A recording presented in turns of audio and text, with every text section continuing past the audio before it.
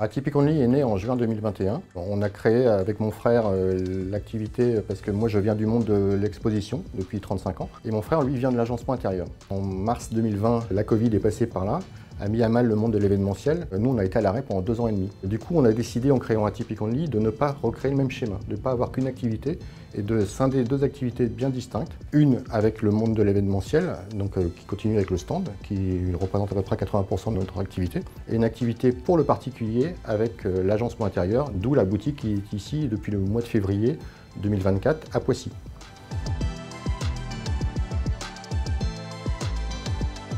C'est très simple, la vision elle est assez limpide. En fait, on vient chez le client, on voit les besoins, que ce soit dans le domaine du stand d'exposition ou dans le domaine de l'agencement intérieur. On essaie de comprendre vos besoins, que ce soit par le cahier des charges ou en découvrant votre intérieur.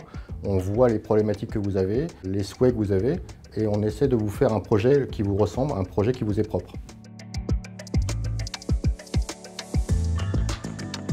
Dans le stand, en fait, on a 2 approches. On a une approche avec le stand one shot, on va dire, où le client a un besoin précis d'une année sur l'autre, en fait. Du coup, on conçoit un projet qui lui ressemble et qui est différent d'une année sur l'autre. Dans les stands contrats, la démarche est un peu différente, mais à la fois similaire. On conçoit un projet pour une surface donnée, mais qui doit être modulable et qui doit pouvoir évoluer au fil des ans.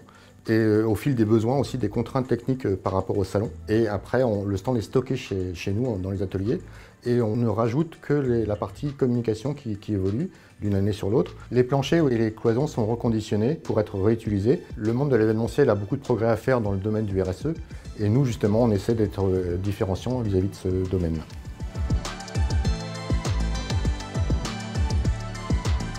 L'approche est un peu différente du monde de l'exposition.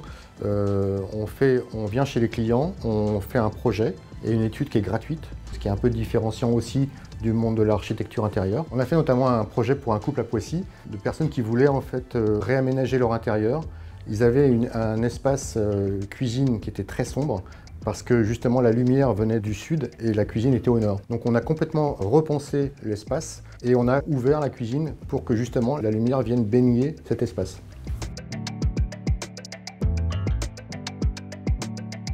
Nous sommes très fiers du partenariat que nous avons avec une agence immobilière à Saint-Dans-la-Bretèche et La Forêt, où nous travaillons avec eux sur 2 axes. Les biens immobiliers qui ont du mal à se vendre, nous concevons un projet pour que les potentiels clients acquéreurs se projettent. Nous avons fait un projet sur un petit studio à Saint-Dans-la-Bretèche. Nous avons complètement revu l'espace et du coup, il y avait un studio de 50 mètres carrés qui était agençable. Le deuxième axe sur lequel nous travaillons avec La Forêt, c'est les biens qui sont vendus et pour lesquels les clients ont besoin d'un agencement intérieur.